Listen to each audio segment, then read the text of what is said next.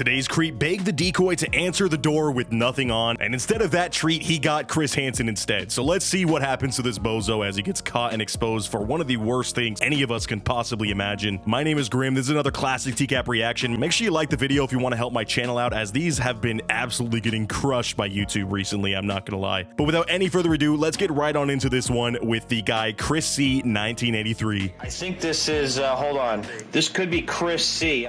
This is 23-year-old Christopher Cothram, online calling himself Chris C 1983. Also, side note, you gotta love it when these bozos put their full name, or not full name, but at least first name and last initial and his birth year in this, as if he needed more proof for the courts just how much this account truly was him. Because I'm sure some of these guys even have the excuse that, you know, the person talking online wasn't them. It's like that classic cringy middle school tactic you do when you tell somebody that you like them, it doesn't quite go your way, and then you're like, oh, sorry, my cousin stole my phone. I don't know why he said that. That's so weird. Yeah, this dude's not going to be able to use any sort of excuse like that. This is definitely Chris C 1983 in the flesh right here, pulling up to the decoy house, ready to have his world rocked, and instead, it's going to get rocked in a different direction than he was expecting. He starts chatting with a girl who tells him she's an 8th grader. Are you scared to lose your... Probably a little, I guess. Can I take it? And yeah, needless to say, as you could tell, I'm sure you could fill in the gap there, Chris C is talking about some very, very raunchy things, getting straight to the point as well. So now we have his legal name on his account, and he has explicitly said what he is coming over to this house to do. So this should be a slam dunk for Chris and his investigative team. It's open.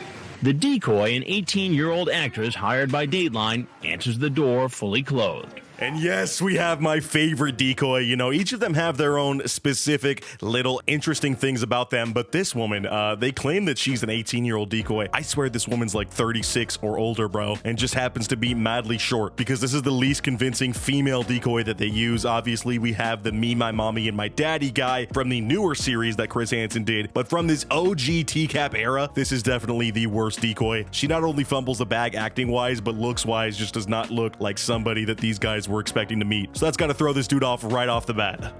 So did it take a long time to get here? Oh my god, unbelievably long. So how are you? Doing alright.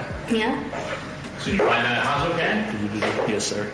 And boom, baby, we got Chris Hansen walking out right away, not taking any extra time with this dude, who is probably super bummed to have seen this decoy answer the door in their entire outfit. He was expecting something a little different. Again, in the chat logs, he actually requests that the decoy answers the door in their birthday suit. So he took the L on that one, and now he's taking the biggest L of his life as he sees Chris Hansen pull up from behind these curtains. And let's hear what he has to say to old Chris boy here, as he's trying to defend himself from this heinous, heinous crime.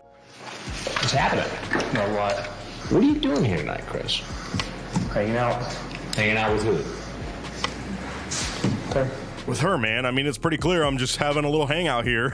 Like, I love when these guys use these super vague terms, as if they don't realize Chris knows everything about this encounter and they've been studying what this guy's been saying for the weeks or days leading up to this. Obviously, you're not here to just hang out, and even if you were here to just hang out, that is weird. That's the other hilarious part of this subtle lie that a lot of these creeps do, is even if your story is straight and you were just planning on coming over and having a normal, friendly hangout with somebody a half or a third of your age, that is still absolutely out of line and should be looked into further. You know what I'm saying? Like, especially from law enforcement. That is not normal behavior. Get some friends your own age, you freaking weirdo.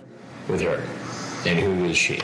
I don't like this. Well, I have a couple more questions for you, Chris.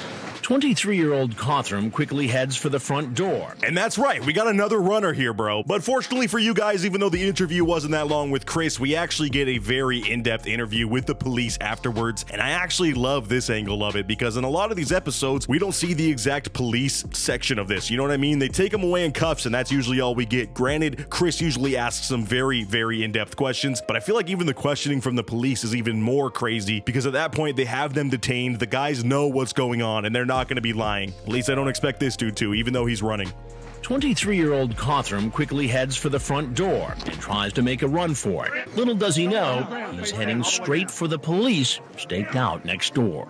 Ooh, and you see the freaking taser light on his chest. That is crazy, bro. You do not want to be on the receiving end of one of those. So thankfully, he lies down on the ground. He initially tried to run away, but as we all know, that doesn't work on this show, man. They got like a whole squad waiting for you as soon as you leave that house. It doesn't matter which direction you leave, you are getting caught. In fact, that would actually be insane if one of these people actually did get away. I think there have been people that get away before entering the house. They drive off super fast, and maybe the police just didn't deem it, worthy of chasing them. But in terms of people entering the house, nobody here has ever escaped the cops, and I don't know why you'd even try, because again, you're gonna probably be on the receiving end of a taser or something worse.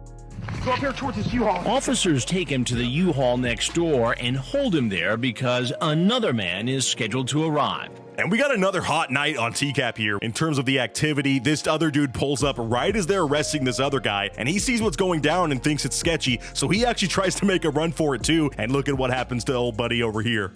The next suspect never makes it in the house. Instead, he runs from police and is arrested down the street.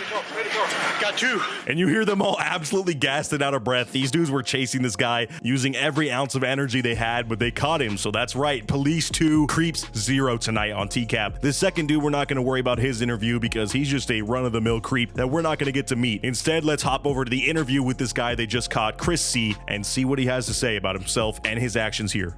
How tall are you? 6'4". Cothram is booked, Turn face that way. photographed, and brought in for questioning. And God, bro, look at that freaking hairline. At that point, you might as well just go bald. Also, this dude's well over 6 feet. That is a scary stature for a creep like this. Oftentimes, these dudes are little shrimpy guys or, small, pudgy, fat dudes. But when it's a big, tall, brooding guy like this, that just adds to the fear, man. Imagine what happened. I really do not want to imagine what could have happened had this not been Chris and his team behind this, and if this was truly an actual victim. I'm glad they're taking this guy off the streets. Let's say that. He starts talking. Can't honestly say if I was going to act on anything because Well, now, when you say act on anything, what did y'all talk about doing? Come on, officer. You can't obviously say I was going to act on anything, even though I drove a super far ways away from my house and entered into the door and was super excited and smiling when I first talked to the decoy before I realized Chris Hansen was there. You still can't prove anything. You can't pin this on me. Like, buddy, you need a lawyer, all right? Because that is not going to be a good enough excuse. You walked foot into this house like I just said. That is all the evidence they need that you were going to act on it. That is you acting on it. A lot of these guys think they have to actually go through with the act or, make contact with the decoy. No, they got you on enough already to where you're going to be screwed for a long time and probably have to go on some sort of registry. Are you telling me that you did not intend to engage with sexual conduct with her? I'm saying I think it was very unlikely. Oh, now he's getting into semantics. It's not that it wouldn't have happened, it's just very unlikely, which I'm going to say it's probably very unlikely that this police officer or me or any of us out there are going to believe you on this BS. He's like just giving them inch by inch the confession, but yeah, you might as well just spill the beans, dude. You are caught and you are screwed. Just be honest. If she'd have come to the door with just a shirt on Or nothing at all. would that have changed what you thought was going to happen? I probably would have went into shock and fell over, honestly. Why? And now he's taking this into a weird angle where he would have been so shy and embarrassed if she actually had answered the door in the way he requested that he would have instead fainted and not been able to go through with it. Like claiming that the fainting is the one thing that would have stopped him. Him being actually so shocked that it worked and that somebody would want him in this capacity is the one thing that would deter him. Not his morals or anything. Notice he didn't bring those up. He just said physically, I wouldn't have been able to walk in if I had actually passed out from the shock of how awesome that would have been. I mean, like me, I've talked about it and then seen just completely blush and just freeze up. It's just easy to express. Oh man, and to add to the cringe, he's now confessing to the police officer that he has done this in the past with people, I'm guessing, that were his age, where he finally got to the stage where it was about to happen and he just froze up because he was so shy and awkward. Like, oh my god, this guy is the exact type of person you would expect trolling these chat rooms. I am not shocked at all in the slightest that he is sitting here in front of this cop, bro. This dude's got creep written all over him. When the detective asks Cothram for permission to examine his computer, at first he objects because it turns out the computer isn't even his. It's his girlfriend. Oh my god, and this dude actually has a girlfriend, which might be the biggest shock of the video, but the second biggest shock is that he was using her computer to talk to these people in these chat rooms, and which ended up getting him tied up into this situation here. I could not believe that, bro. You have a girlfriend, you did it. You cannot be lonely anymore, which is the main reason these guys have this excuse on this show. They say they're all so lonely and they just needed somebody. You had somebody, and then you used their computer in order to break the law. You're just absolutely such a sorry sack of crap that I just don't even want to continue watching this. But you know what? We only got a little bit left to go. Let's get through it. The only reason why I would object is because of the involvement I don't want with my girlfriend and her children. Do you think she has a suspicion that you've been doing this? Oh, and the girlfriend's got kids too, which just makes it that much better. This whole situation is so dark, bro, and I'm just imagining what this girlfriend's gonna say when the police show up to their place with a warrant demanding her computer. I would be so confused. I'm sure this lady has not the slightest clue of what a monster her boyfriend is, but man, this story is just getting more and more sad the further we look into this. Again, the biggest people who are victims in this situation are the loved ones of the creeps themselves, who have to deal with the fallout after being exposed on this show. My objective is not to embarrass you with your family. Trust me. If I get any embarrassment, it's only because I deserve it. I mean, I did something that I shouldn't have done, And the cops even showing him some compassion here, saying, dude, we're not trying to embarrass you, but we're gonna have to search your girlfriend's computer. You understand that, right? Like, the guy can't use embarrassment and, you know, cringe as a way to get out of the law doing the duty that they have to do. They got to get to the bottom of this and collect every bit of information they can in order to throw this guy away for the longest amount of time if he truly did these crimes, which obviously he did. And I gotta say, we get a rare moment of clarity and honesty from these creeps, something that we're not awarded many times in these videos, where he just flat out says, you know what, I did something wrong, I should get in trouble, and any amount of embarrassment or cringe is brought upon myself because I knew going into this that was a possibility if I got caught, and he still went through with it. That's how bad this temptation was for this guy. As the interrogation wraps up, he seems to realize he's in deep trouble.